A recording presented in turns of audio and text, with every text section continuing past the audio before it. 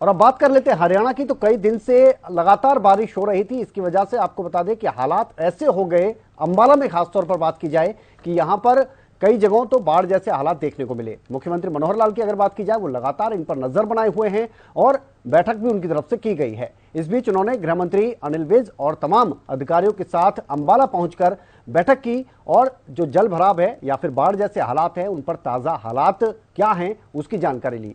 बैठक से पहले उन्होंने कई जिलों का हवाई सर्वेक्षण भी किया। बैठक के बाद मुख्यमंत्री मनोहर लाल ने यह बताया कि बाढ़ प्रभावितों के लिए लगातार काम किया जा रहा है, उनके लिए राहत राशि का भी ऐलान किया गया है और जिन लोगों की मौत हुई है उनके मृतक के परिजनों की अगर बात की जाए तो उनको 4 लाख रुपए आर्थिक सहायता के तौर पर दिए जाएंगे। पशुओं के चारे के लिए भी प्रबंध किए जा रहे हैं, ये मुख्यमंत्री मनोहर लाल की तरफ से बताया गया। और उन्होंने कहा कि हरियाणा में नहीं बल्कि खासतौर पर अगर हिमाचल, उत्तराखंड और अन्य राज्यों की बात की जाए तो वहां भी हालात बहुत ज्यादा खराब हैं। हम लगातार राहत बचाव का काम कर रहे हैं। सबसे ज़्यादा अगर उसका नुकसान होता दिख रहा है मुझे वो अंबाला जिले में। अंबाला जिले में कई गांव तो बहुत ज़्यादा प्रभावित हुए हैं और संयोग से यहाँ नदियाँ नाले भी काफ़ी हैं। यहाँ मारकंडा का भी असर है, यहाँ टांगरी का भी असर है, यहाँ घग्गर का भी असर है और यहाँ एसवाइल का असर भी है। यहाँ भाखड़ा जो नरवाना नहर है उसका भी असर है। ऐसे सबका असर होने के बाद पानी का ओवरफ्लो भी हुआ है। लगभग 40 गांव ऐसे हैं जहां पानी का प्रभाव ये गया है। कहीं 2 फुट होगा तो कहीं 8 फुट होगा, लेकिन घरों में भी पानी घुसा है। इवैक्यूएशन का काम भी हमने किया और जहां जहां जो सहायता पहुंचाने की बात है वो लगातार हमने की है। शेष है, आज मैं अभी एरियल सर्वे करके आया हूँ और इसमें पानीपत जिले के कुछ गाँव, करनाल जिले के हिंदनी के आसपास के गाँव और लाडवा से लेकर के और पूरा बेहवा तक, हांसा वगैरह, शाहबाद, इस एरिया में गांव अगर सबसे ज़्यादा प्रभावित हुए तो कुरुक्षेत्र जिले के हुए हैं। उसके बाद अंबाला जिले में भी जो हमारी हाईवे के साथ, नेशनल हाईवे के साथ जो बेल्ट है, मंगल और अंबाला शहर के गांव, जितना भी उस समय में संभव हुआ है उस जगह हो गया है। लेकिन ये नहीं कि इसके बाद और जगह पर नुकसान नहीं है।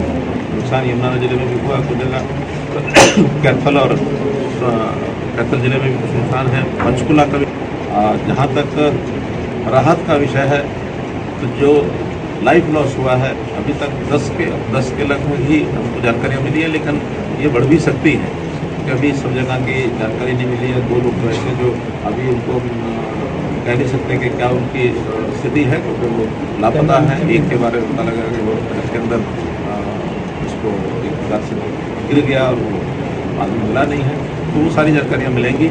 और इसी प्रकार से पशुओं का भी काफ़ी नुकसान हुआ है, जो पशु भी मरे हैं। मकानों का एक प्रकार से नुकसान ये भी असेसमेंट होगी। डिप्टी कमिश्नर को हमने हिदायत कर दी है कि सब जगह का जो लॉस है, चाहे लाइफ लॉस है और चाहे अन्य किस प्रकार का नुकसान है, उसका असेसमेंट बहुत जल्दी वो कराना शुरू करेंगे। उसमें जहाँ तक लाइफ लॉस का विषय है, हमने तय किया कि 4 लाख रुपये प्रति व्यक्ति उसको सहायता भी दी जाएगी। और जहाँ तक मकानों का विषय है, उन मकानों के लिए जो मरम्मत का पैसा हमारा 80,000 रुपया होता है डॉक्टर अम्बेडकर मकान नवीनीकरण का, वो जो गरीब परिवार हैं उसमें मिलेगा। जो अन्य परिवार हैं उनको अलग से डिजास्टर का जो हमारा फंड है, क्या उसको बोलते हैं, डिजास्टर मैनेजमेंट फंड, उसमें से उनको दिया जाएगा। और अन्य प्रकार के जितने भी लॉस जो असेसमेंट हो जाएगी पशुओं आदि की, वो सारी भी जानकारी उसके बाद जैसे